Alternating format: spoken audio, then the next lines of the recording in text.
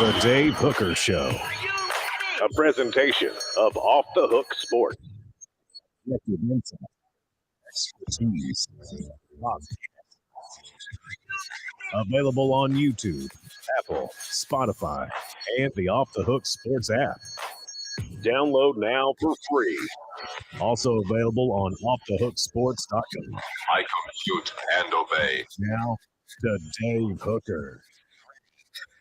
It's a good thing it's Friday, because for some reason having some technical difficulties. I have no idea where that's coming from. Caleb, good morning on a Friday. How are you, sir? I'm good. How are you doing, Dave? I'm good. Getting a slight echo. I don't know if you can hear that. Can you hear that? Yeah, I see. I hear. I'm not hearing an echo. I'm hearing your voice come in and out. Oh, I was hearing an echo. Like, can we just start this thing over? Pretend that didn't happen. It's Friday. Here we go. The Dave Hooker Show. A presentation of Off the Hook Sports. Objective insight, expertise, top guests. Available on YouTube, Apple, Spotify, and the Off the Hook Sports app. Download now for free. Also available on offthehooksports.com. I compute and obey. Now to Dave Hooker. Ready.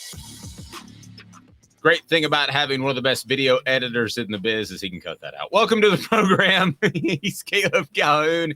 I'm Dave Hooker. We're off and rolling on a Fred Friday, a football Friday with Fred. And we look forward to Fred joining us each and every week. And we've got plenty to talk about, including Dabo going rogue against his career at Clemson. Also, the NCAA investigation is over at Tennessee, and ESPN has cited one particular player as having a breakout fall. So a lot to get to on a big Friday show, as we always have a big Friday. Go ahead and hit that subscribe button if you haven't. Hit the like button. We appreciate that. It brings more people in. So let's get rolling, as we've got a lot to get to. Good morning, Caleb Calhoun. How are you, sir? Pretty good. Happy Friday, Dave. Happy Friday to you. So plans for the weekend. People could be watching this over the weekend, and maybe you've already done them. Let's hope you stayed out of trouble and I stayed out of trouble. So plans for the weekend, getting wild, doing anything crazy? 10 o'clock NBA playoff game tomorrow night for me between the Lakers and the Grizzlies. So I will be at my local pub watching that, watching the Grizzlies take a 2-1 series lead because Dylan Brooks is in LeBron's head. I think he is. By the way, so where do the Celtics play tonight? Let's see. Let me pull that up real quick. Yeah, I know. It's Atlanta. Oh, it's at Atlanta. Okay. We already have it. They already have a 2-0 series lead. Well, I know, but I'm a huge Celtics fan, and then the tickets will be cheaper because Atlanta fans are terrible sports fans in general. Yeah, that's going to be a home game for the Celtics. Yeah. So I'm like, man. So my son and I slipped down there about a year ago, exactly. And we got to see the Nets with Kevin Durant and all those guys, and that was cool. And we got to see Trae Young, and so like 3 future Hall of Famers, right? Which is super cool. But it's still my favorite team. You know, Celtics are my favorite team, and now I could get in for probably half the price that I paid for that Nets. I never thought I'd go out of my way to buy a Nets ticket. No, that's the funniest story to me. The ending of that Nets franchise. They won a grand total of 1 playoff series with the way after getting together. But if you've gotten to know me well enough, if I would have told you 20 years ago, I'm going to pay over $150 a ticket to see the Nets, you would have said, no, you won't. Yeah, no. There was Durant, there was Harden, there was Trae Young, was Kyrie there at that time? He didn't play, of course. He's still in his COVID debacle. But yeah, so I don't know. We're all peons, and Kyrie's smarter than us. That's right. The world is flat. Should I jet down there? Maybe pick up a $50, $75 ticket if I can get it. I mean, why not? Why not? See him take a 3-0 series lead. You get to see Jason Tatum and Trae Young go at it. I mean, I think Jason Tatum might be the next superstar MVP, like multiple MVP guy in the NBA in a year or two. So, hey, by the way, I was reading this. So and I want to get to today's tough question brought to you by Craven Wings. But I was reading an article on Wembanyama, the incredible French player. If you haven't heard about him, he's 7'3", plays the perimeter, and he's just phenomenal. So he's the greatest generational talent since LeBron. He's going to be number one in the NBA draft coming up. But if Nico's worth $8 million, what would a guy like that be worth to play 1 year in college basketball? Because we're talking about a guy who's shooting runners from the 3-point line. I'm not joking. The guy's bizarro. Have you gotten into him yet at all? I've read about him, and I haven't gotten fully into him, but I have heard some things. So we're talking Kevin Durant with 4 more inches, aren't we? Yeah, that's a pretty good comparison, actually. But he wants to change the game. He just worked on literally a runner from the 3-point line, and he hit it. And then one game, the whole quarter, he wanted to shoot right-handed, even though he's left-handed. So he shot with his offhand, didn't miss a shot. Oh my gosh! I mean, it's I'm old enough. You're not, but I'm old enough to remember LeBron coming up in high school. No, I remember LeBron coming up in high school. Okay, well, I watched both of them. I don't know that he's going to have the drive as LeBron, but this guy, I'm telling you, is a better prospect than Or LeBron. the health. Those 7'3" finesse players can be very Yao Ming could only last 10 years because of that. Yeah, if that. I'm not even sure he made it to 10 healthy. But, we've got a lot going on. Let's go ahead and get to today's tough question. As the NCAA investigation, the hearing of infractions is over. So we do that right now. It's a presentation of Craven Wings. Today's tough question. Take a side. Take a stand. The Dave Hooker Show, a presentation of offthehooksports.com. Okay, God bless the many reporters who went to Cincinnati and sat there with video cameras and recording equipment and watched Jeremy Pruitt, Tennessee's brass, Phillip Fulmer go in and out of offices. I don't know that a lot of information was gained by going up there, but certainly if you want to cover that, go for it. If you want to sit in the basically a conference room, and you're not allowed to go in the hearing, but here we are. So the hearing is over. Everybody has been interviewed. Pruitt's wife was there. You didn't have a Derek Ansley that was there, and Niedermeyer wasn't there because I think their part in the case has already been resolved. But I ask you this, now that it's over, let's make an official prediction.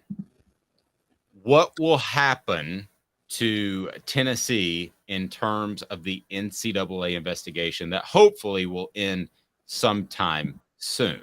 So it's brought to you by Craven Wings. They've got the great brunch on Saturdays at the Choto location, always fresh, never frozen. They're phenomenal. So the probe is over. I give you 4 selections on today's tough question brought to you by Craven Wings. And it is probation, recruiting travel limits, or scholarship reductions, or a postseason ban.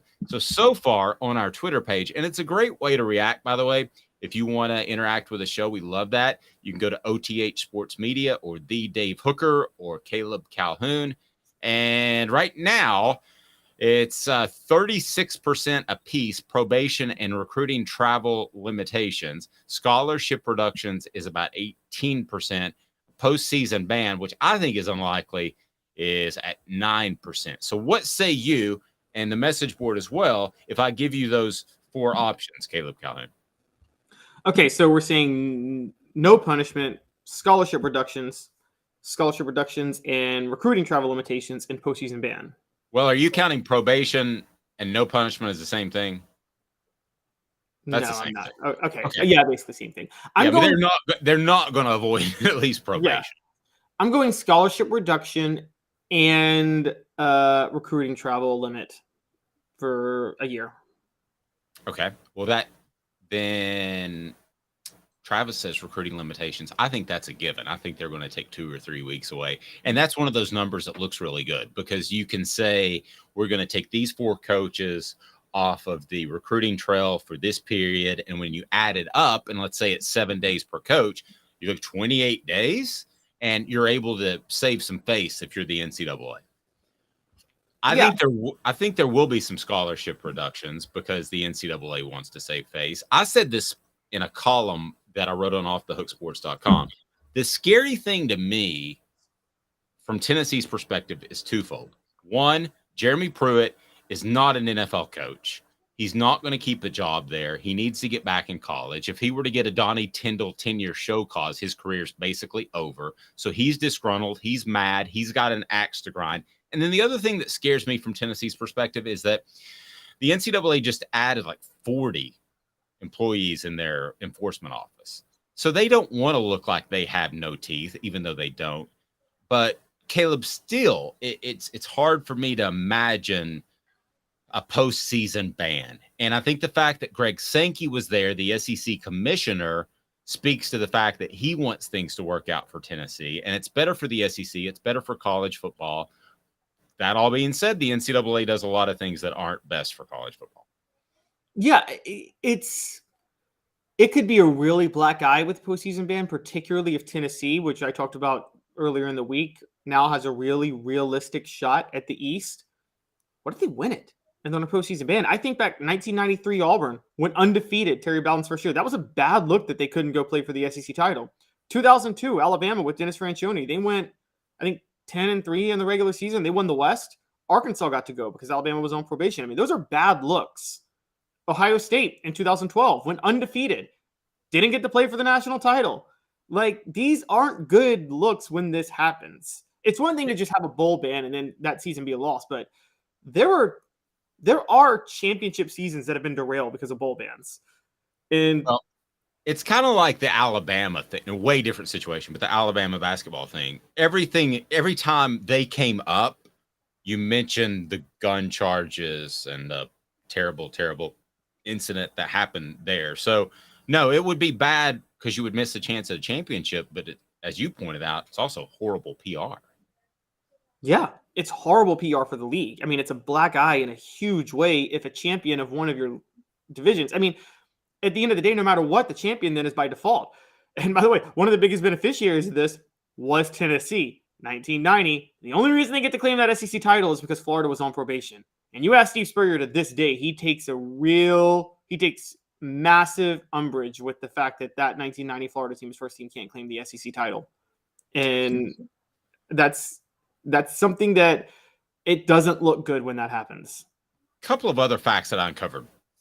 One, Tennessee drugged their feet on this thing last fall because suddenly once they beat Alabama, you're thinking there is a chance to get in the college football playoff. So they drugged their feet to not get a postseason ban last year. So for those that are upset that it's taking the NCAA so long, there's a reason. Tennessee drugged their feet because they didn't want a possible postseason ban last year. The other thing that you need to keep in mind are, one, Phillip Fulmer. What was he willing to admit that he did wrong? And two, what is good enough for Jeremy Pruitt? I don't know if, obviously a 10-year show cause, that would put him in his late 50s before he could come back to college football. He's not going to accept that. Would he accept 2? Would he accept 3? What would he accept? So those are a couple of things to watch. And as far as a postseason ban, the NCAA hasn't done that recently.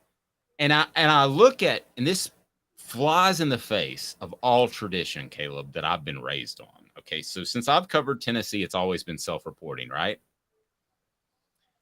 But what did LSU and North Carolina do when they were under NCAA investigation? They just basically gave the NCAA the middle finger. And they said, we're going to roll right on with this. Forget self-reporting. You had no teeth.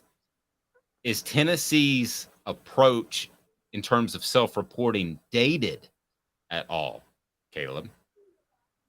It might be. That's a good question. I mean, because that's what, as you pointed out, that's what Tennessee has been doing for decades. They've been doing it this way. Never thought about that, but 40 years, literally 40 years. Yeah. 86 was the first time that they did that. It's that's a really good question. Here's the thing with the NCAA, and this is the truth of the matter. It's only as powerful as teams allow it to be. It's only as powerful as teams allow it to be. And, because NCAA does a bowl ban. Okay, what happens then if the Sugar Bowl says, we're not doing this? If Tennessee wins, or the College Football Playoff Committee is like, we're not doing this. Who cares if you put in a postseason ban? We're still going to let them play. What are you going to do, NCAA? And, that's... Caleb, I think you're scared. I mean, I think the only reason to be really fearful about this is if the NCAA wants to make some sort of an example out of Tennessee now that they have more teeth, which I don't think is going to happen. I'm not trying to scare everybody here, but it is a realistic conversation because they've looked like fools for so long. So they did that with SMU with the death penalty. Now, Tennessee's not going to get the death penalty, but could they get something more harsh than maybe they deserve? I think that's a real possibility, but I still don't think that the NCAA nor the SEC wants to see Tennessee suffer anytime soon. Yeah, I don't think so either. I think with a program like Tennessee on the rise, everybody benefits when Tennessee is rolling, and we saw that last year. And I don't think the NCAA wants to lose that. It's funny, during the 90s, we always talked about it was kind of a big thing on how national media hates Tennessee. National media hates Tennessee. If you've been covering Tennessee the last 10 years, national media has been desperate for Tennessee to return. I mean, beyond desperate, because it's funny watching Gary Danielson on CBS. He like half roots for Tennessee to get back because in his mind, it's like it was better for our network if Tennessee was getting these 3:30 games. And You're absolutely right. You're absolutely right. All right. So the message board, Travis says recruiting limitations. Joe says recruiting restrictions and hefty fines, probably small scholarship reductions. Joe also says if they do a postseason ban, no one will let the NCAA within 1,000 miles of their camps. That could be the case. It also could be the case where they're a little scared of the NCAA. Smoky Mountain Red says, I feel like it will be nothing that will really hurt the program. I agree with that part. Winning and this offense will bring recruits to us if they limit the on-road recruiting. To that point, with the transfer portal, if you do have scholarship reductions, you can usually fill that in pretty quickly. Smoky Mountain Red talking about what we visited about, should Phillip Fulmer fall on the sword, and I wrote about it. Smoky Mountain Red saying the major thing Fulmer did wrong, he took the AD job and acted like he was qualified to be an AD. He sold that to me, sold that to everybody, because he was part of basically like a hedge fund, I believe. And he said that I understand the business side of it and I understand the athletic side. It was like trying to get a job and you fill out your resume and you've got all the qualifications. So yes, he tried to sell himself. I mean, there's no questioning that he wanted the AD job very early in the process. Oh yeah, and the thing we saw with Fulmer was the thing we all expected with Fulmer as the athletic director, which is Phillip Fulmer was going to run the athletic director on the athletic director position from, to be fair, the business side and the athletic side. What he wasn't going to do was going to run it from the creative side. Phillip Fulmer is just not that creative, So, and Tennessee needed a creative athletic director more than anything else. Okay, here's what D points out. This is at the very least, I think, that Phillip Fulmer should do. If Fulmer agreed he made a bad hire and returned his buyout, I think you guys were right and everything goes away. Yep. And then they find a way to take care of him. D mentioned Spire. I don't care if it's a statue or whatever it is. It's one of those deals where you take one for the team and you say, I may have heard of some stuff. And it's not going to affect his legacy. His legacy is as a coach and a longtime ball. He made kick him out of the College Football Hall of Fame? No, he made a mistake in desperation because he was trying to build his program back. That is what you could sell the NCAA. I don't think Phillip Fulmer is going to do that, but that's what you could sell the NCAA. And it's over. It's over by the end of next week if he were to do that. But he's not going to do that. No, he's not going to do that. Phillip Fulmer his legacy with Tennessee is more important than Tennessee. And that's what he cares about the most. I think there's a lot of truth to that. All right. So go ahead and give me your thoughts on the message board. What Tennessee will receive from the NCAA now that is over. And we certainly appreciate all of the people that are already on board, continually blown away by the number of views and clicks we get on the YouTube channel. We hope you're enjoying offthehooksports.com because it certainly seems like you are, because the clicks would reflect that. And certainly Phillip Fulmer in the NCAA has been a big topic, but so is this upcoming season. And I'm going to come across as the Joe hater. All right, here it comes. Aaron Murray, former Georgia quarterback, now an analyst with, I know, the Zone in Atlanta. I don't know if he does anything bigger than that because he doesn't talk a lot. But he says that Joe Milton is the most talented quarterback in America. I don't know that he's looked at every single quarterback. It's a stupid statement. There could be a second-string quarterback like Joe Milton was last year that we don't know about. It's a stupid statement. But he might be the most talented starting quarterback, and I think he probably is. But here's my question for you, Caleb. Is in some ways his talent setting Joe Milton up to fail? Because people are going to look back at it and say, he's super talented. Why didn't you get it done? I think that's got to be a factor at some point, and could be a factor if things don't go right, especially in Gainesville. The Tennessee fans could turn on him a little bit, which you don't want.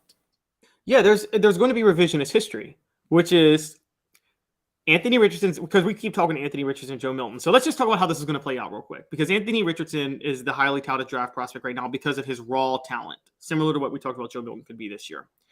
And I can tell you, if I may interrupt for a second, I can tell you from somebody within the program, Joe Milton saw in January the love that Anthony Richardson was getting. And he's like, I can outrun that guy. And I'm as big, as strong, and fast and have the same arm. And that's a motivating factor. Sorry to interrupt. Go ahead. No, I'm glad you said that, because what's going to happen this year is, so Anthony Richardson's going to be a top 5 pick. There's going to be all this hype behind Joe Milton. Joe Milton is going to put up better numbers than Anthony Richardson did last year. But the numbers aren't going to be what everybody expected because of what's in their mind about Anthony Richardson. And they're going to forget that Anthony Richardson was highly mediocre last year for most of the season.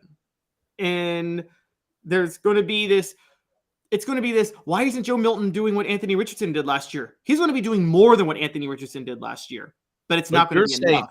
But you're saying the question is, why didn't he do as much as Hendon Hooker did in 2022?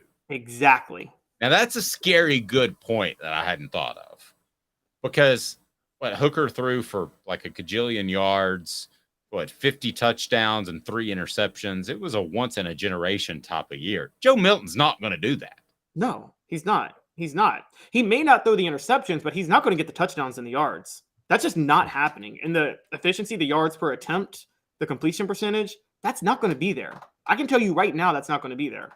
Well, and they don't need it. I think they'll be a better running football team because they will have more explosiveness out of the backfield. Again, I'm going to tell you, Dylan Sampson is the star this year. Barring injury, I'm going to go ahead and tell you you heard it here first.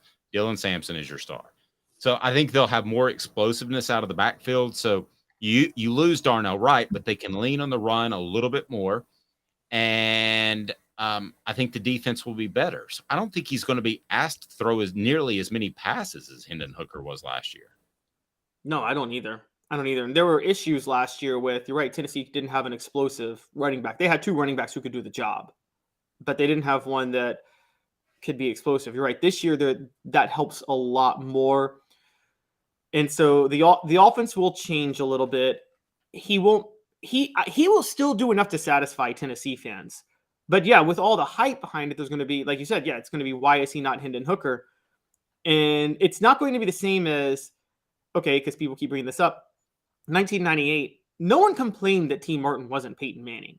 Nobody really complained about that because they knew what they had elsewhere. Nobody expected T. Martin. As a matter of fact, I remember, this was like when I first started watching Tennessee and I learned about the option. I remember that Tennessee tried to run some option with T. They changed up their offense dramatically with T. Martin in 98. Oh, yeah. They tried to run the option a few times.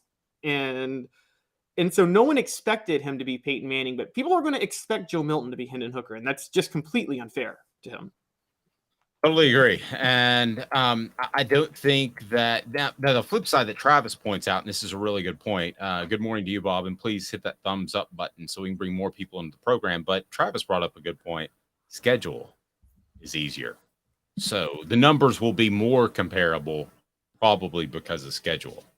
The schedule is easy, I challenge that it's easier. I think Tennessee, even though the teams they played last year, half the schedule is who you play, the other half is when you play them. So yes, LSU won the West last year. The day Tennessee played LSU, the all of the factors going into that made LSU the caliber of Virginia, not LSU. I mean, that's it matters when you play a team as much as how good they are. Well, and you also had a lot of things broke Tennessee's way. You had Bryce Young, who couldn't participate in practice for the Alabama game. He was very limited, but he still played incredibly well. Don't get me wrong. Pittsburgh's quarterback got hurt. Yep. There was a lot of Will Levis was beat all the heck. There's a lot of factors that made the schedule easier last year that we didn't know about. But on the surface, this is an easier schedule as of what we know now, as opposed to 1 year ago, right? I can agree with that. Particularly when, would you rather go to LSU or play Texas A&M when Texas A&M is about to fire their coach at home? I knew the moment that was a noon Eastern kick, which is 11 Central, that Tennessee was going to win that game. I would have bet anything on it. Travis brings up a great point. Hop likes to score, guys, and he's going to. Yeah, that's true. Portions of the program brought to you by XulBeer.com, XULBeer.com, worldwide award-winning craft beer. It is unbelievable, and they've got parking downtown. And I'll tell you what, that doesn't happen a lot. And they've got a great panoramic view of Knoxville, and you're going to love XulBeer, XULBeer.com. Fred White, how are you, sir? Caught him mid-sip. Look at that. Caught him mid-sip. All right, so how's it going, guys? Fred, bad clock management on my part. Can you say we'll be back in 2 minutes, and we will indeed be back in 2 minutes? This is Off the Hook, and we'll be back in 2 minutes. Love it. Family has been creating jewelry since 1986, each piece unique with a story all its own. I'm Rick Terry with Rick Terry Jewelry Designs. I'm a jeweler, and I want to be your jeweler. We're grateful that you chose us to be Knoxville's best jeweler. My family and staff look forward to serving you. So please come see us. Kingston Pike and Campbell Station Road in the heart of Farragut, and downtown on Gay Street, right next to the Tennessee Theater. Hi, Mike Davis here with City Heating and Air, reminding you to always dare to compare. Our team provides quality local heating and air service, installation, and maintenance across East Tennessee. We use only the best equipment like American Standard heating and air conditioning for your residential, new construction, or commercial needs. Honesty, dependability, and customer satisfaction have been the cornerstones of our business since 1961. City Heat and Air. Dare to compare.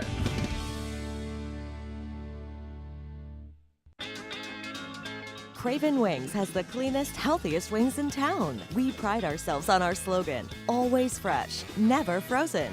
Come try us and discover the difference yourself. New location now open at the Markets at Choto. With all that sun, sand, and salt water, the beach is a very relaxing place. Unless you wear contacts. Ow! Open your eyes to the best the beach has to offer with LASIK vision correction from Campbell Cunningham Laser Center. Do you want to own the more that owns every job? Then get to Vassy Lawn and Garden in Cleveland and get you a Toro. I'm David Vassy, here to talk to you about Toro. With a Toro Zero Turn, you'll get more out of every minute and you'll reach the finish line faster. At Vassy's, we like to say, no matter if you're mowing 3 acres a week or 11 lawns a day, homeowners and business owners alike find confidence in equipment they can trust from top to bottom. Vassy Lawn and Garden, Highway 60 North in Cleveland. Man alive, it's worth the drive. You're listening to The Dave Hooker Show, a presentation of OffTheHookSports.com. The internet is full of pictures of each and every one of you. Available on YouTube, Apple, Spotify, and the Off the Hook Sports app. Download now for free. Is there nothing you people can't do? Also available on OffTheHookSports.com. It's a Football Friday with Fred. He joins us now. Fred White can handle all of your insurance needs there in the state of Georgia. Allstate, you're in good hands with Fred White. Fred, how do people get a hold of you, sir? Dave, they can actually look us up online at fredwhiteallstate.com. They can also give us a phone call right here in the office at 770-381-0367. Give us an opportunity to show you that you're in good hands. Yep, and you absolutely will be. Let's start it off with a question on our message board already. Travis said, Fred, you think LSU took a ranked Tennessee at home nationally televised game lightly, or did Tennessee just dog walk them because they were inferior? I think he's referring to a comment that I made that when that was a noon game and LSU practices in the afternoon, Tennessee practices in the morning. When I heard that was a noon game, I was like, Tennessee's winning this game. No question. Oh, you said we were winning? I thought Because we're Tennessee. noon game? Yeah, when it was announced that the LSU Tennessee game was noon, which was 11 Central, I thought that was the safest bet that week in America that Tennessee would win that game. I thought it was a trap game. Did you? You go back and you look at the history of Tennessee playing games that are 11 o'clock in the morning Eastern time, and I'll tell you how many times we've won. Not many. We usually lose those games. Those are the games that always catch us and trap us. 1999, we played against Arkansas in Arkansas. Noon game Central time, 11 o'clock in the morning our time, we got beat. And that is the game. I hated playing early games. Even if you practice in the morning, it's just something about playing a football game at 11 in the morning. That's different. No, I agree, but you always practice in the afternoons. True. Tennessee practices in the morning. I mean, those guys, we talked to Cooper and Jacob. Those guys are up and at them at like 6, 7 a.m. and in bed by 9 or 10. I mean, we were up at 6 or 7 in the morning too, though. I mean, working out. We weren't practicing, but we worked out early morning. Well, that's a fair point. LSU, though, their fans were super hungover. I think we can all agree on that. They were hungover more because we whooped their butt. I'm going to give credit to what credit is due, and I'm giving credit to Johnson and offense. I don't think they took us lightly. They just didn't realize what type of offense we were running. And LSU plays 12 o'clock games every year, all the time. They play Arkansas at 12 noon. They play a few games at 12 noon. They didn't realize what hit them so fast. And I applaud for throwing the kitchen sink at them early. Defensively, we got a turnover on kickoff on special teams. That started it off. It got rolling right away. And you know yourself, if you give us enough chances to score, we're going to score. Very true. Go ahead and click that thumbs up button, the like button, so we can bring more people in. We haven't talked to you since the orange and white game. It's pretty short, but what were your impressions? Anybody stand out? What did you think of Tennessee's final, air quotes, practice of spring camp? I don't take as much from the spring game as I do going to watch a regular practice. Because spring game, some of the guys may not play. They may not play a lot. You got guys mixed in and mingled in that may not never even be on the football field together, period. But what you get a chance to see in going to watch a regular practice and they scrimmage is ones against ones, twos against twos, those type of things. And ones against twos, it's a different beast going to watch practice than it is just going to watch the spring game. But I did have my eye on two guys in particular. Two freshmen. I can't think of the kid's name right now. My mind just went blank. From Virginia, the freshman from Virginia, 6'2" kid. I wanted to see what he was going to do. I watched him in practice, and he was amazing. Selden, I want to say his name is. Oh, Cam Selden, yeah. Tell me. And then I also watched the kid from Knoxville, man, Bishop. Yeah. I just wanted to see what those two guys can do. No offense to the running backs we already have. I think we have some really good guys. I like Small. I also like Wright. I think Wright is a really good football player, got speed. But there's something about a 6'2" running back in your backfield when everyone else is 5'11", That's true. Also run. It makes a difference with the offense that we have. I think he can keep the chains going, and if we can have that one guy who can make those big plays, it changes the entire football game for us on offense. If you have a question for Fred, post it on the message board or on our Twitter account, and we'll get it right to him. Think about Deshaun Bishop. He's from Carnes, which is right next to Powell. And I'm going to go ahead and tell you that Bishop, as of November, was going against a bunch of dudes who ran like a 5'8" 40 that were 148 pounds. That transition in 3-4 months to go to spring camp in the SEC, just to even keep your head above water, is saying something. Dave, let me say this to you. There's talent in Knoxville. There's a lot of it. Some of it has to go somewhere else every now and then. It gets overlooked. And one of those kids that I remember going to watch was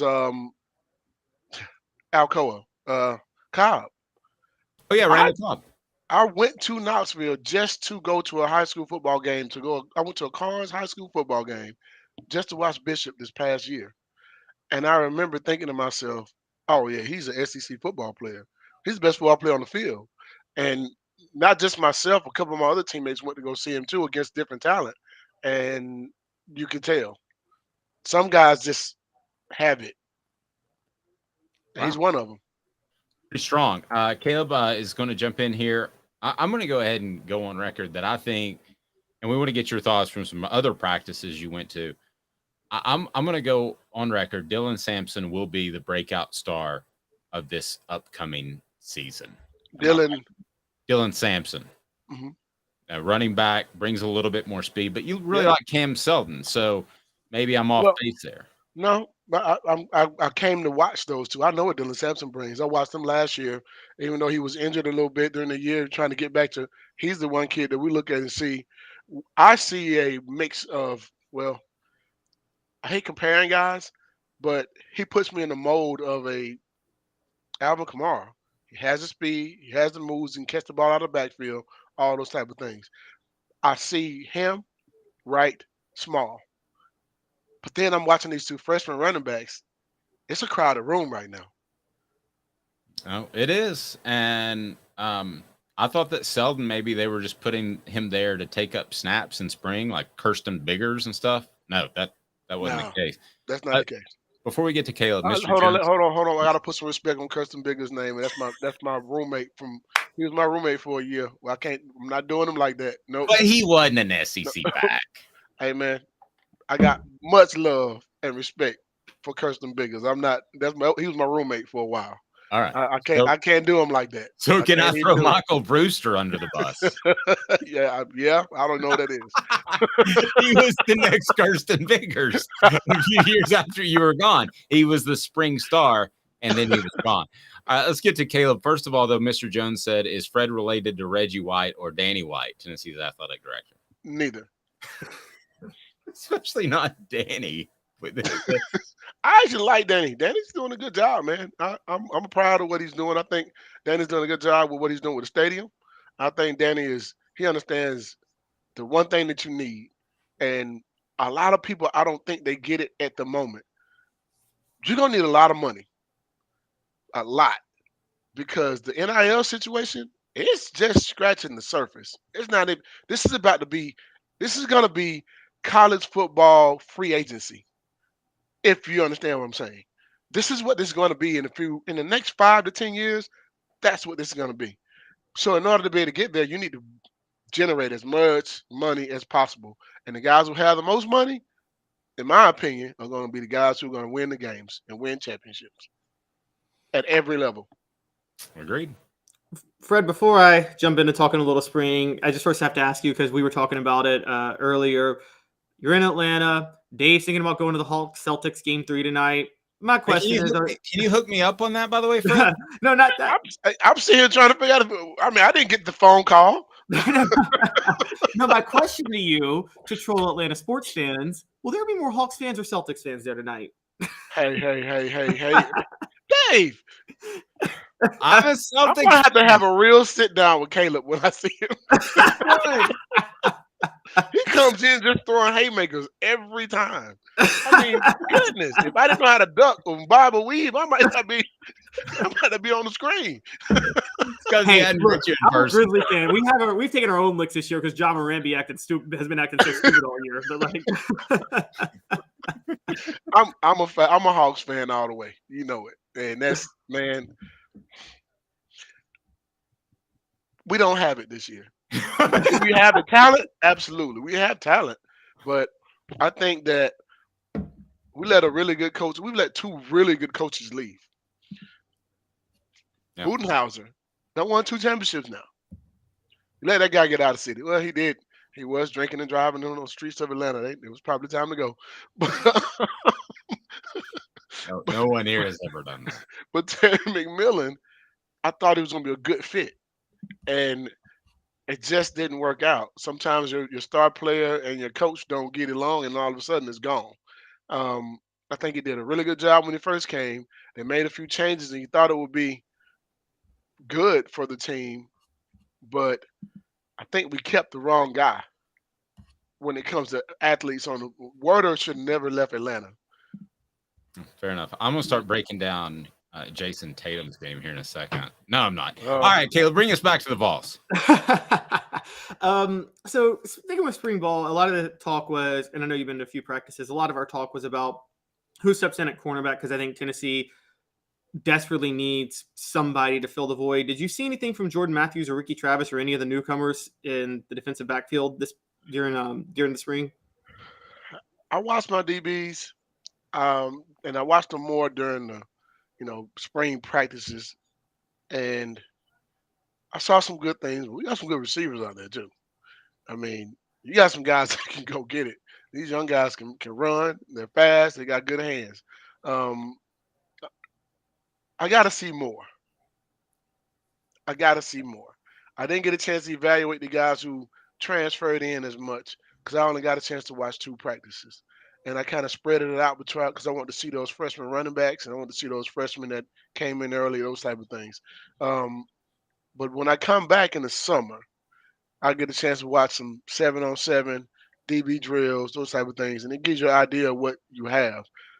Watching just regular drills against no one shows you a lot about a DB. Work ethic, technique. Does he stay high? Can he come out of his breaks? You can tell from that point whether or not they're going to be good football players or not. But I'm waiting to see what happens this summer and just kind of I'm looking forward to the summer workouts and going to be able to see them do that. Yeah, I have a better assessment then.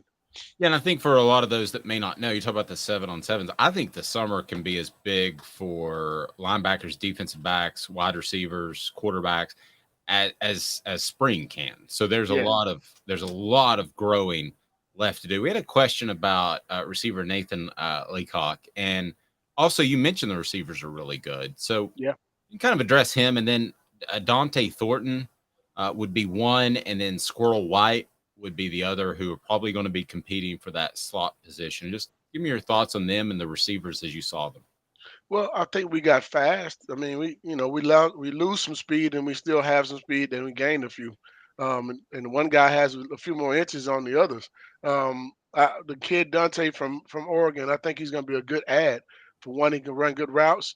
He's been in the game before. And he's already been on a big stage.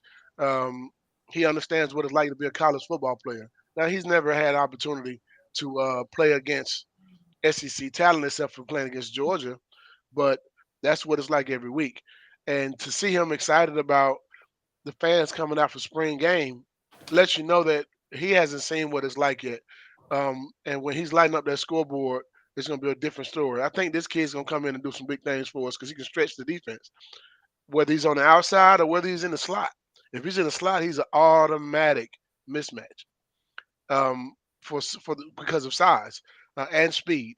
I think he's going to be good for us there. Keaton, I like the fact that he's a kid that can catch the ball. He runs the right routes, runs really good routes, catches the ball with his hands. He puts me in the mind of the kid that plays for, maybe not as fast as him, but the kid that plays for the Eagles right now from Alabama, Smith. He always comes back to the ball. That's something that a lot of receivers don't understand. But if you're a guy who's just has to rely more on your route running, you have to do every little thing right. And I see him do those things for us coming back to the ball. That's going to be something that helps for us possessions and those type of things. We haven't even talked about Brew McCoy. No. And he's not even healthy right now. That's another receiver that's going to give us something else. I think this is his breakout year, if you ask me. Leacock, I think he's going to work his way in, but I don't with the portal and the things that are going on and the receivers you already have on your team, I don't put a lot of stock in freshmen. Well, I don't. Not at the receiver position, not at the quarterback position. Running back is usually the only position where a freshman comes in and just lights it up. I haven't seen anything other than that. I haven't seen a receiver go for 1,000 yards as a freshman. I just haven't. The game is different. You got to understand the game different. You got to understand how to read routes, understand how to read defenses, and how to come out of your breaks and where you fit in the offense. You got a kid like Squirrel White also that's sitting there who's already done some things for you, and I think this is a breakout year for him as well. Him in that slot changes things as well. Different speed. You can do a lot of different things with him, sweeps, reverses. It makes our offense that much more potent. Good stuff. Fred's appearance brought to you in part by AndyMasonRealEstate.com. AndyMasonRealEstate.com. When you're looking for a realtor, Andy's your guy. Over 40 years of experience in his office. AndyMasonRealEstate.com. I've known Andy for a long, long time, 30 years or so. So you can trust Andy. And if you go with another realtor, it could cost you thousands or tens of thousands of dollars. He'll find you the right home. And here are his 2 business tenets. It's pretty simple. Best prices, best service. That's pretty easy, kid. Fred, I wanted to, before we'll get back to Tennessee, but there's something that made me think of you this week, and it's what you told me a couple of weeks ago when you had kind of educated me a lot about the things Ryan Leaf went through in San Diego. And I don't know if you saw Bill Polian just straight lied on Ryan Leaf this week, where he said that Ryan Leaf, the reason they took Peyton was because Ryan Leaf told him that he was going to go party in Vegas after being drafted at the meeting. Well, the whole story up till now was he was never at the meeting to begin with. So, and Ryan Leaf called him out on that. What were your thoughts? I don't know if you saw that Bill Polian lied on him like that. I think a lot of people have their own narratives on Ryan without knowing all the facts. And sometimes people just make up stories. And in this case, I'm glad he called him out. Good for Ryan, because you don't get hooked on pain pills in the NFL without someone giving them to you. True. Did he go find him and buy him himself? I don't think so. He got him from the staff. Yeah, and the thing about the Polian thing that is bizarre to me, I mean, he had a great career, but about 3 or 4 years ago, he said there was no question that they were taking Peyton Manning over Ryan Leaf, which isn't true because they had a Ryan Leaf jersey printed up. There was still question the week leading up to the draft.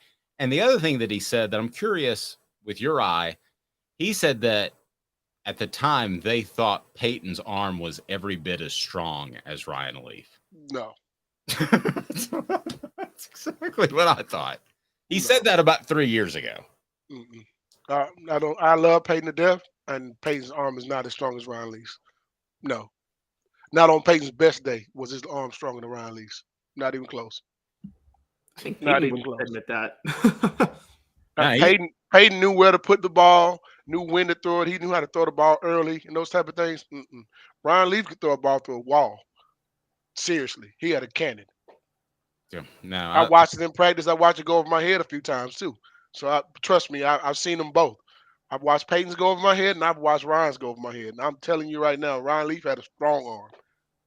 No, Polian has had such a great career. I don't know why he goes revisionist history, and I think it kind of hurts his credibility a little bit. Anything else that stood out to you as far as you were at spring camp a lot? Not necessarily the spring game, as you mentioned, you don't see nearly as much, but anything else that stood out? Any other players? I can't wait to see this kid play this year. I just need him to get through the summer and get some football season. Kid's number is 27, and you know who I'm talking about. Well, you James, what is his last name? Oh, Pierce? Man, let me tell you something. Yeah, that's why I hear the same thing. He's got to get through the summer. He's got to get through the summer. Just get through the summer, kid. get through the summer, kid. Get through the summer and get to football season where you're just taking care of business. Listen, man, that kid can go. He is. You know how you talk about kids and talent, and you'll tell a kid that, man, you're a ticket. You have all the tools to get it done on the football field. You have the golden ticket. Just get him to football season. Somebody bubble wrap that kid and walk around. Hey, if you see him on campus, guys, make sure you just walk with him, corral him. Make sure if you see him anywhere in the city, make sure he's going in the right direction. Okay. Yeah, We need this kid on the football field. This guy can play. I think he's already been assigned a guardian, a mentor, from what I'm Please. told. And Tennessee hasn't had. He needs to get through the summer. I just want to put it like that. And he's one of those kids that don't come around every. That type of talent, that type of ability, if channeled in the right way, he's one of those kids that you're gonna see on Sunday, and he's gonna play for a long time. But he hasn't played much at Tennessee yet, and that's a lot to say about someone. But what I've seen so far, yeah, he has it. That kid has it. I will share this story of a conversation I had with Lane Kiffin. And I said, Ed Orgeron seems like a guy that goes 110% all the time. Do you ever worry about him getting burned out? And Lane's response was, no, he's better when he's busy. Yeah. He needs to keep his hands busy. He does not need to get bored. We learned in LSU the minute Ed Orgeron has something to do, he might get in some trouble. Yeah. You need to make sure he has a lot on his plate. A lot. He might show up to Marlon Wallace's grandmother's house with a couple of pops in him. Who knows? But anyway, might be asked to leave, and then that recruitment's over. Yeah. Maybe. I'm just throwing it out there as maybe. He might come back with the golden goose. He might come back with an egg on his face. He might scare the goose, the gander, and everybody in the goose's family away. That's what happened. Portions of the program brought to you by City Heating and Air Conditioning, cityheatandair.com. And I'll tell you what, they've got over 50 years of experience in Knoxville. Integrity matters. So if you need work on your unit, they're not just going to suggest a brand new whole unit necessarily. You may need that, but you may just need a part or two. Fred, as a prospect, go back in time. You were a prospect, what, about 10 years ago? So yeah, that's right. That's right.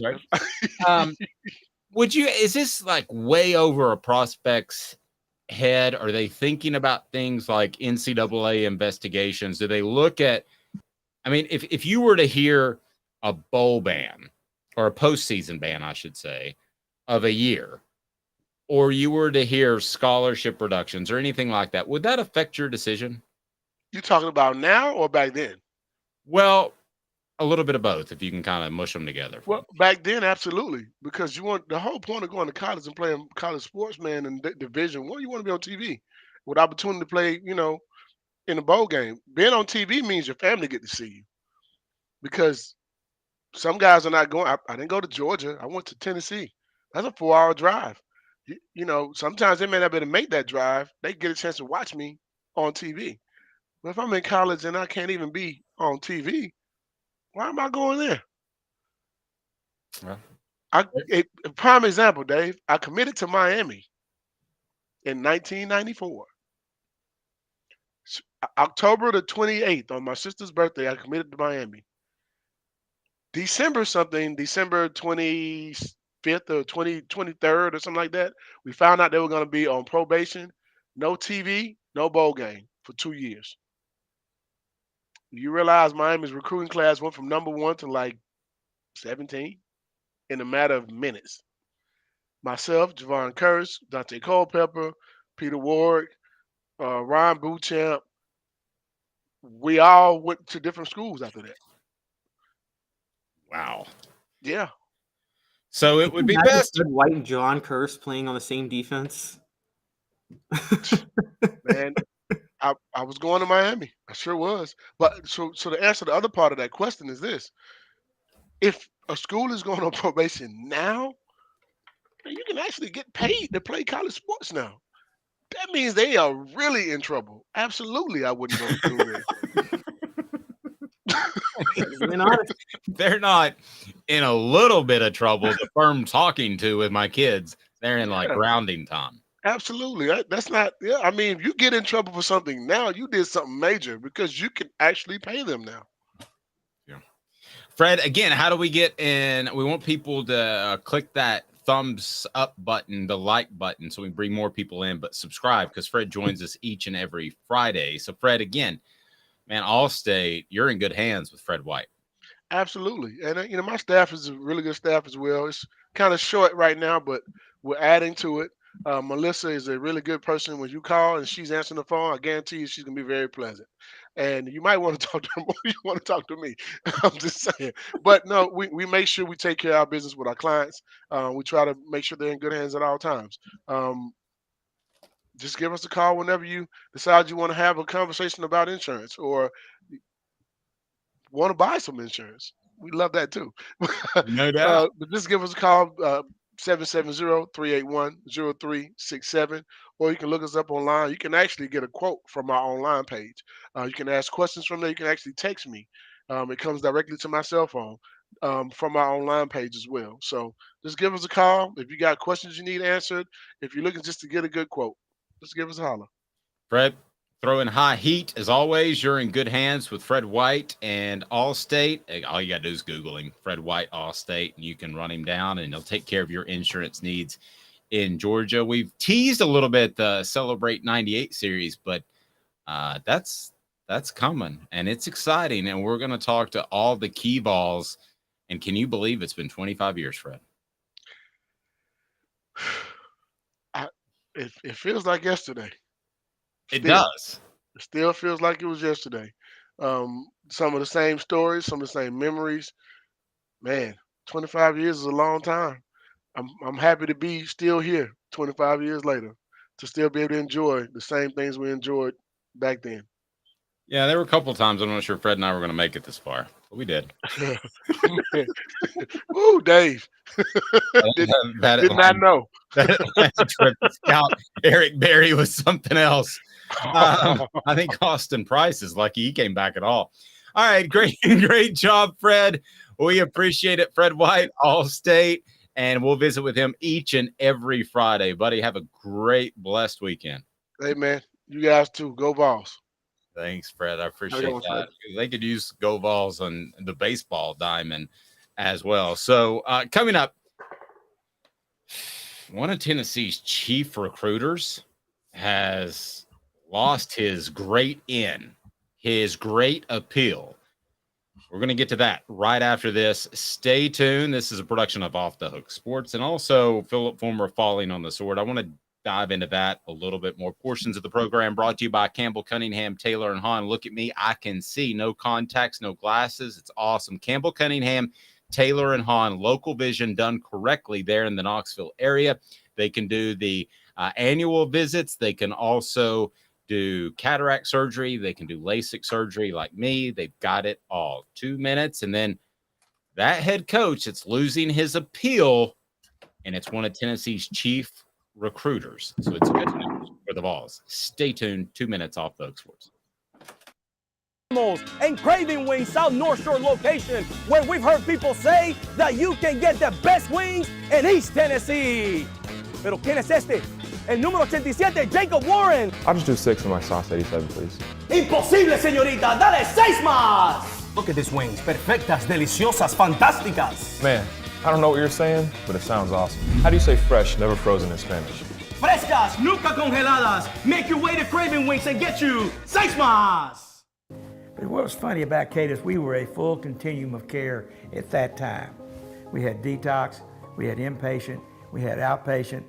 So we were doing a lot of the things that we do now. But now we just do them so much better.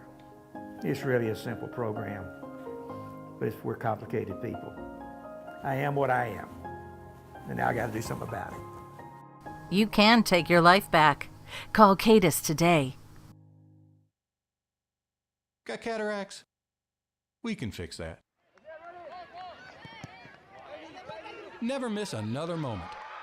With a little help from Doctors Campbell, Cunningham, Taylor, and Hahn at cctis.com. Do you want to own the more that owns every job? Then get to Vassey Lawn and Garden in Cleveland and get you a Toro. I'm David Vassey, here to talk to you about Toro. With a Toro Zero Turn, you'll get more out of every minute and you'll reach the finish line faster. At Vassey's, we like to say, no matter if you're mowing 3 acres a week or 11 lawns a day, homeowners and business owners alike find confidence in equipment they can trust from top to bottom. Vassey Lawn and Garden, Highway 60 North in Cleveland. Man alive, it's worth the drive. Our family has been creating jewelry since 1986. each piece unique with a story all its own. I'm Rick Terry with Rick Terry Jewelry Designs. I'm a jeweler, and I want to be your jeweler. We're grateful that you chose us to be Knoxville's best jeweler. My family and staff look forward to serving you. So please come see us. Kingston Pike and Campbell Station Road in the heart of Farragut and downtown on Gay Street, right next to the Tennessee Theater. Who's this guy? Hello, wizard. The Dave Hooker Show, Who? a presentation of Off the Hook Sports, What? YouTube, Apple, Spotify, and the free Off the Hook Sports app. Back to Dave Hooker. Who has smashed the like button? I hope it's you. Have you subscribed? We're at a bit of a milestone coming up. A couple of thousand subscribers in less than a year. We're excited. So if you haven't subscribed, please do that. But also, click that thumbs up button. The like button helps us bring more people into the conversation. So I teased just a moment ago the fact that one of Tennessee's chief recruiters is getting in his own way. One of Tennessee's most important areas in recruiting may open up slightly because this coach is on the downhill slide. There is no question in my mind. Why would I say that? What the H? What the? What was he thinking? Release the hounds. The Dave Hooker Show, Keep cool. a presentation of offthehooksports.com. All right, so here we go. Dabo Swinney is no longer a player's coach.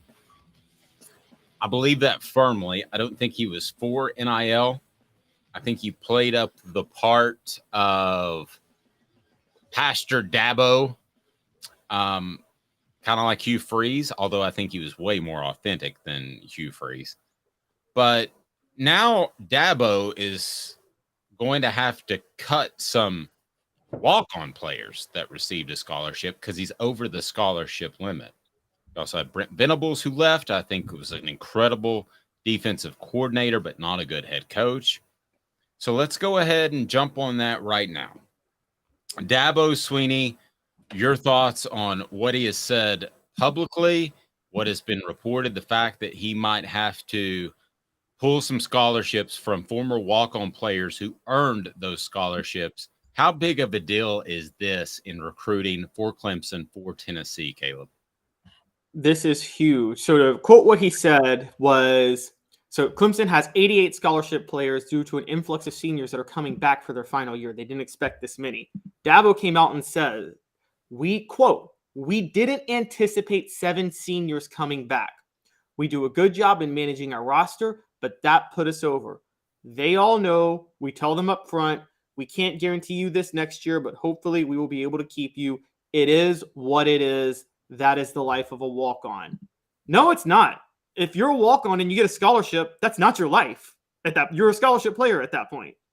And this is I've never heard of a walk-on having a scholarship pulled once he got it. I haven't either.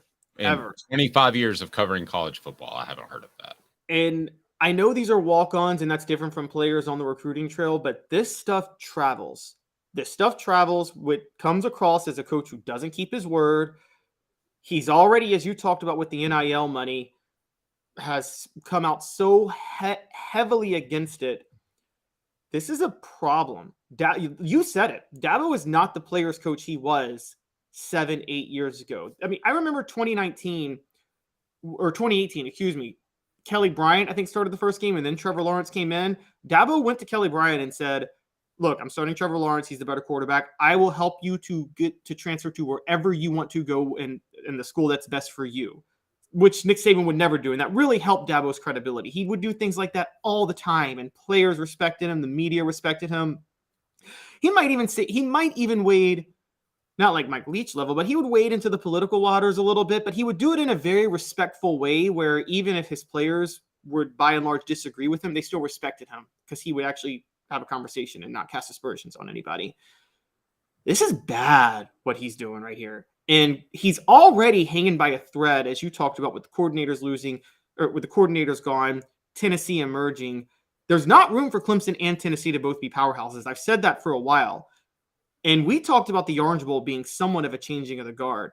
And I feel like Dabo Swinney is he's adding more nails to his coffin when he does this. Yeah, I think it's outside of his choice. Okay, I think when you build a program up, and Brent Venables, like at Tennessee, had David Cutcliffe, they go on to become head coaches. I think you erode a lot of that. I think that his lack of willingness to accept NIL was just dumb. I understand you may have a philosophical issue with it, and perhaps I do. Perhaps Caleb does.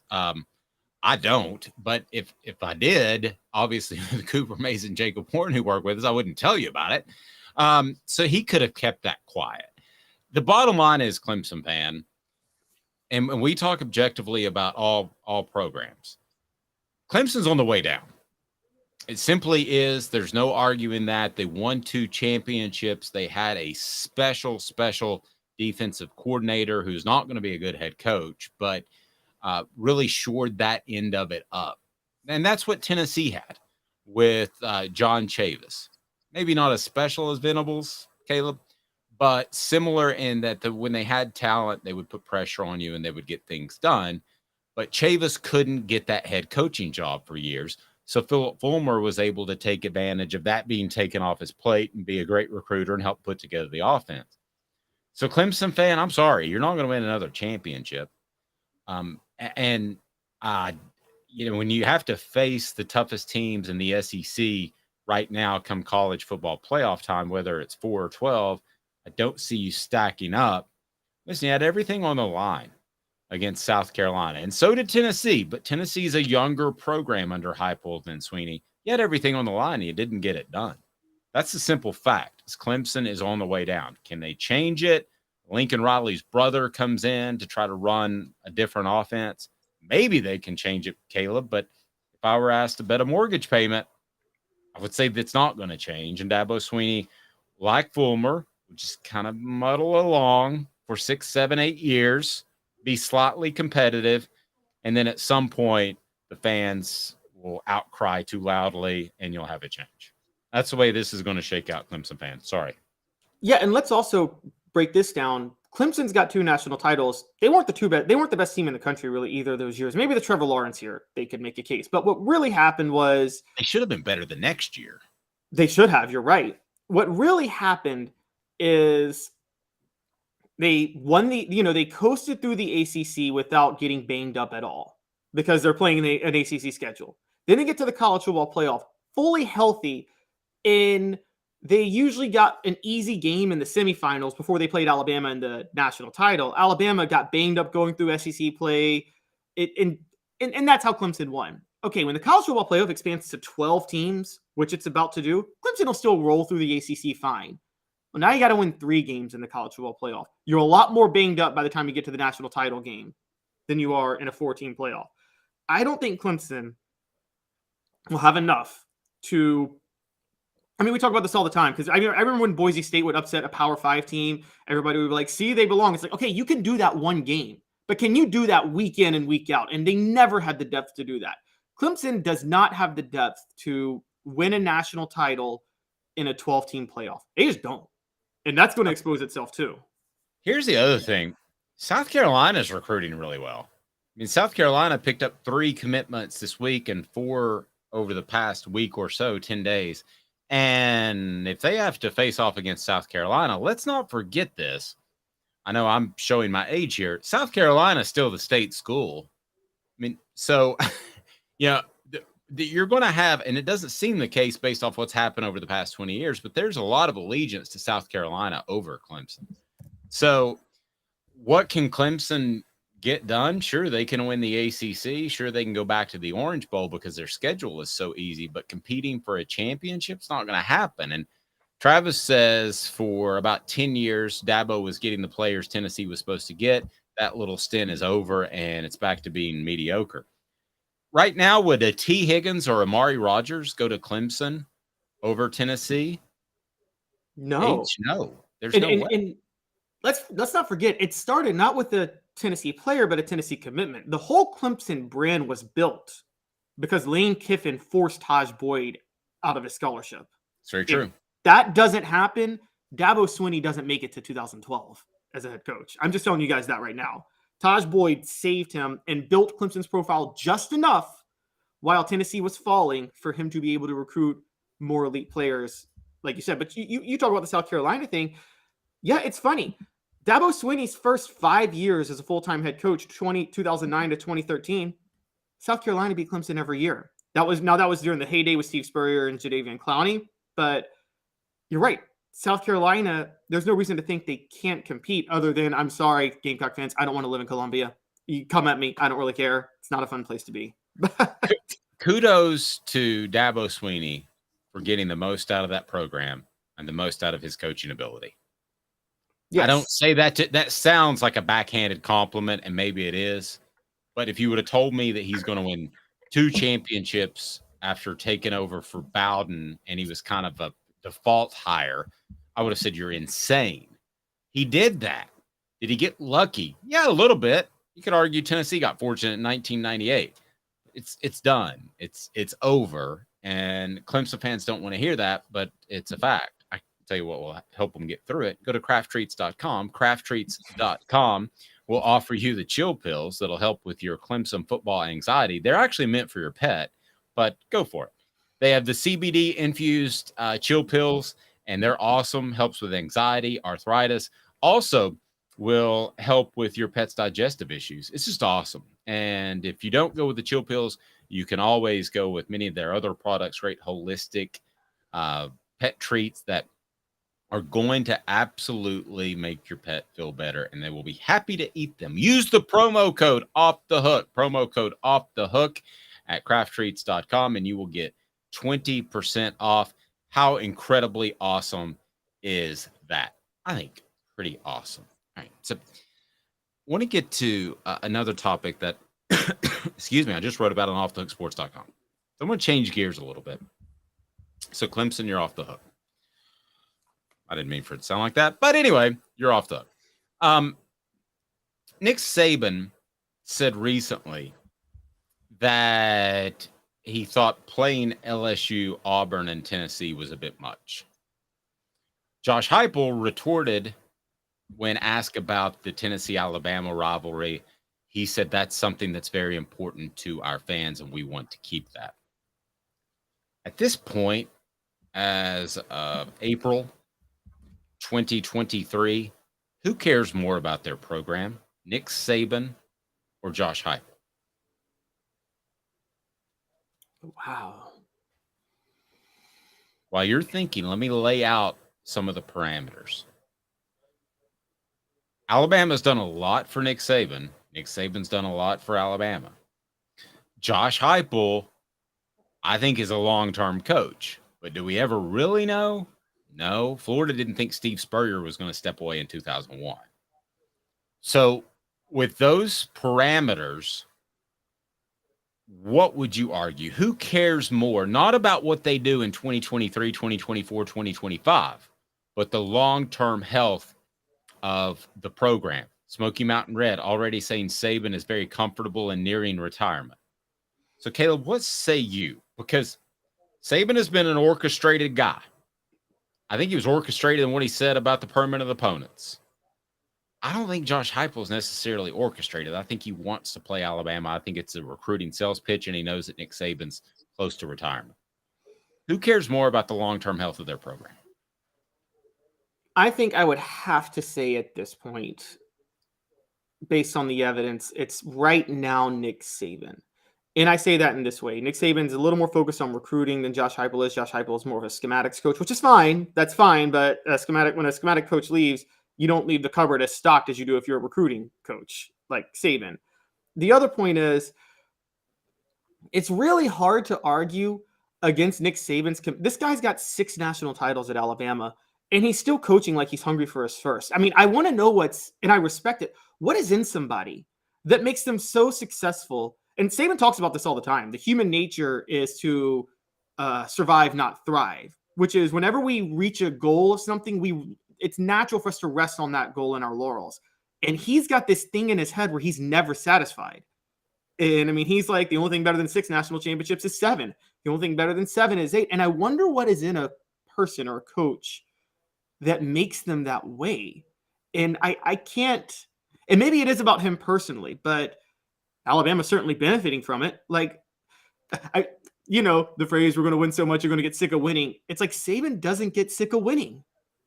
Well, I think it's Josh Heupel cares more about the long-term success of the program. I think Nick Saban, as he proved by coaching at LSU and then one of LSU's fiercest rivals, Alabama, that he is what most coaches are, and that's a mercenary, right?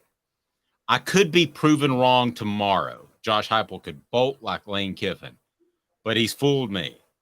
And I wouldn't have said the same about Butch Jones. I think Butch Jones, had he been successful at Tennessee, would have looked for another job. I think that Jeremy Pruitt, it's hard to say. I think Derek Dooley would have, with those guys, there was just no upside. So I don't think that they would have looked for another job, but I think Butch Jones would have. I think all those guys would have. I don't think there was any tie to Tennessee. For instance, if Georgia came open, Derek Dooley would have gone to Georgia had he had success at Tennessee because his dad coached there. You could say the same thing for Clemson, where he was a wide receiver. So you could say that Virginia, excuse me. You could say that Nick Saban now maybe has some loyalty to Alabama because of the ties over time. Listen, these guys, they show up and it's a job for the most part. I really believe, and I could be proven wrong, and I sound like the ultimate homer here. I believe Josh Heupel is the exception to the rule. I think he loves Tennessee. I think he wants to be at Tennessee. Travis asking about Oklahoma. I don't think he goes there unless there's a massive administrative change, and we've discussed that before because he was run off from there. But that's the point. Heupel, it would take an administrative change. There's nothing that would get Saban to leave Alabama at this point. But he almost left for Texas just about 10 years ago.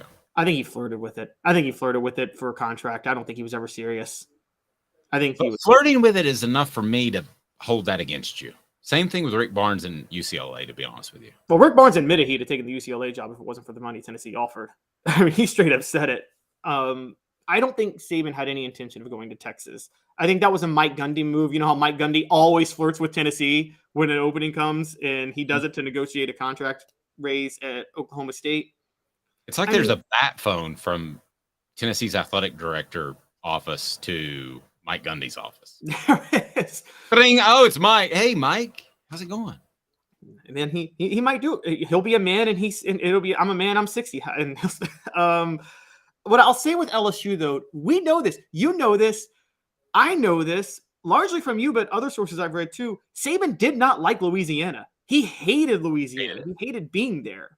So if he were still at Louisiana, I would say Heupel's more loyal to Tennessee. I think he genuinely likes Alabama. And so that's where I would say kind of the difference is. See, I don't think Nick Saban cares what happens to Alabama the year after he retires. I think Josh Heupel cares what happens to Tennessee in the next 5 to 10 years because he plans on being the coach at Tennessee. What if a Saban protege takes over Alabama? You don't think he's happy when his proteges are successful because that's another feather in his legacy? Caleb, his proteges are like Jeremy Pruitt. Also, Kirby Smart. Well, Kirby. But Jimbo Fisher has a national title. I give you Jimbo Fisher. I like Mel Tucker too. But I don't. His coaching trees, all successful coaching trees have failures. I mean, Bear Bryant had a lot of failures from his coaching tree. I think this. I think if Texas called tomorrow and said, Steve showed up with a couple of pops in him this morning at practice, and we need you, Nick Saban, we're going to pay you $20 million a year, I think he'd entertain it. Okay, you don't think Heupel would entertain $20 million? Who wouldn't entertain $20 million a year? There's part of me that I don't think he would. And maybe I know it sounds homerish. I know it sounds naive and stupid, but there's part of me that he realizes he got kicked to the curb in Oklahoma. He had to go the UCF route. He had to work his way up. I think he is more appreciative for his success now. And no, I don't think he would bolt as quickly as Saban. I really don't. This? What about, instead of loyalty to the programs, loyalty to the athletic director? Do you think with Josh Heupel, it's about loyalty to Danny White? Because Danny White gave him his first head coaching job at UCF. And by the way, I don't know if you remember, that was a very highly criticized head coaching hire when Danny White did that. And then Danny White brought him with him to Tennessee. Again, a criticized coaching hire. Do you think it's possible Heupel's loyal to Danny White? Loyal to Danny White, but I think Danny White wants to be the next commissioner of the SEC. I mean, gosh, he would be brilliant. I know you and I disagree. I think Greg Sankey's riding a wave. I think anybody could be a commissioner of that product at this point. Yeah, I don't know yet. Well, he did. He added Texas and Oklahoma, so you have to get that. That's his leg. No, Texas and Oklahoma reached out to him. Who's going to say no to that move? That wasn't a genius stroke. A stroke of genius. No, man. I don't know. That's risky bringing those teams in. No, it's not. It's not risky to bring in Texas and Oklahoma. Well, that is going to be his legacy, is expansion. Okay, so Slive's legacy was cleaning up the conference. Kramer's legacy was the BCS. So that's a pretty good legacy to bring in Texas and Oklahoma, whether or not they called or not. Yeah, okay, but I say this about Roger Goodell all the time. Because people are like, look at how much the NFL's exploded in popularity under Roger Goodell. No, Roger Goodell just oversaw that. But you and I could have overseen the NFL exploding in popularity. It's like being an oil executive. When you can sell oil, you're going to get rich because that's an easy product, unless you're Jimmy Haslam, who manages to bankrupt it. But unless you're Jimmy Haslam, if you have oil, you make money. And so it's the same with like being the commissioner of the SEC or the commissioner of the NFL. I told you, it's a massive indictment against Greg Sankey that the Big Ten got a TV contract worth more than twice as much as the SEC, when the SEC brand is so much better than the Big Ten's. Vassy Lawn and Garden, man alive, it's worth the drive in Cleveland. Whether you're in Knoxville, Nashville, or Chattanooga, they have the industrial and commercial mowers to fortify your fleet or build a brand new one. They've got commercial mowers as well. Toro, count on it. Vassy Lawn and Garden, man alive, it's worth the drive. Austin says Hype fell in love with the University of Tennessee. It started with the Ole Miss game. You could tell it in his voice in the post game. That was when I knew we had him. Austin, I am the guy that will tell you that every coach is a mercenary and would leave in a heartbeat, but I agree with you. Could I be naive? Could he leave tomorrow? Yes. Could I be foolish? And are some people going to say that I'm a homer? Yes. But I don't get a check from the University of Tennessee. I'm telling you what I honestly think. And I think he honestly wants to be at Tennessee until his mid-50s or beyond. And he's 47-ish. Let me contradict Austin just a little bit. And you're right. Heupel backing the fans after that whole throwing stuff on the field incident resonated well with Tennessee fans. But I can tell you this. Had Lane Kiffin been coaching at Tennessee and he's the ultimate mercenary, he also would have backed the fans even more vociferously. Lane Kiffin would have told them to bring more golf balls in the next week. That's true. But are you questioning whether or not Heupel, though, is genuine? I think Heupel is genuine. I'm just saying I even think Heupel to a degree. Look, I think if Oklahoma cleaned house with its staff and cut ties with Bob Stoops, Heupel would consider going back to Oklahoma. I think Heupel takes it personally, what happened with Oklahoma. And I think, and we all know, look, he was set up to fail. He had an offense forced on him that he didn't want to run, and he still managed to average 40 points a game, and he still got fired at the end. It was embarrassing what Bob Stoops did. And I think that relationship is irreparable because of that. I think it's irreparable. But you're saying that he would at least take the phone call. If Stoops was gone and Oklahoma needed a coach, and they're going to, with Brent Venables being a complete goofball as a head coach, you're telling me that he would take the phone call? I think if Stoops is there, he might take the phone call and he'd say, hey, you want me? Cut ties with Stoops. Get rid of everything that ever had to do with Bob Stoops, and then I'll come. Ouch. Yes. I hope he's not that vindictive, because being vindictive like that can cause you to make bad life decisions. Being vindictive like that is why Josh Heupel ran up the score of Missouri last year. That's different than moving your whole family out west and going to another school. I mean, that's a little different. I mean, look at Michael Jordan. He took everything personally. Now it worked against him because I don't know how you feel. I think Michael Jordan retired early out of loyalty to Phil and vindictiveness to Jerry Krause, and I think he actually regrets that to the end of his. He's going to regret that to the end of his life, retiring early. 98. Mr. Jones says Heupel exudes genuine. You can tell he cares about what he is doing. And Hype would never stoop. I see what you did there, Mr. Jones. Hype would never stoop that low. You guys are so like, oh my God, my coach is of great character and nobody else is. Well, you know, I'm not like that. And I know you're not. Because every time that Caleb goes into the British accent, that means that we're going to be condescending to our listeners and watchers. He loves you. I have the most amazing coach. The character of the coach is so important, and the integrity. Well, then I will tell you that things that Josh Heupel has done that I don't necessarily agree with, like running off players nowadays. I think he's done that with some of the quarterbacks. But no, I think if God stepped down right now and said, I can guarantee you that you'll have a successful career, but you have to sign a lifetime contract with the University of Tennessee, I think he would do it. Possibly. I think he's happy where he is. I think it was a destination job from day one, and it always bugged the ever-living heck out of me that people said it wasn't a destination job, that it was a stepping stone job. Sorry, that's South Carolina. That's Mississippi State. That ain't Tennessee. Wait. I gotta respond to Travis because he said he's coming at me because he says they all can't be Brian Kelly. Okay.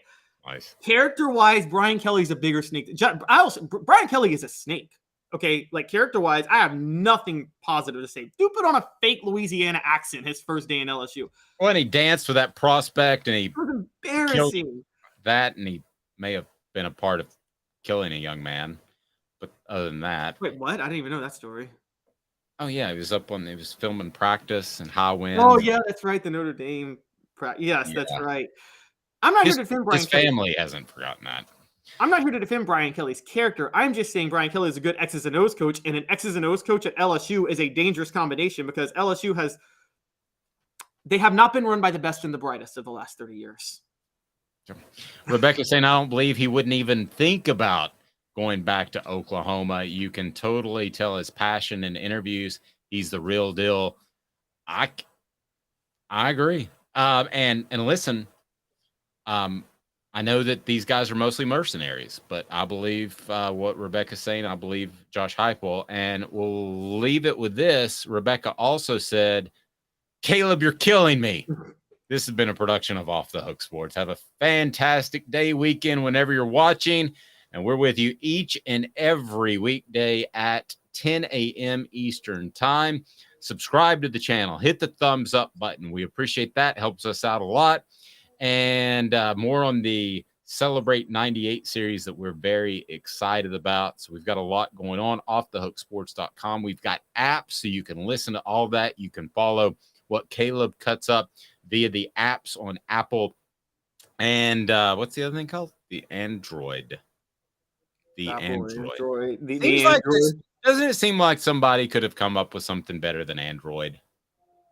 I mean, look, they ran BlackBerry out of business, so... Fair. There's a BlackBerry movie coming out, by the way. He's Caleb Calhoun. I'm Dave Hooker. Have a fantastic whenever you're watching. And this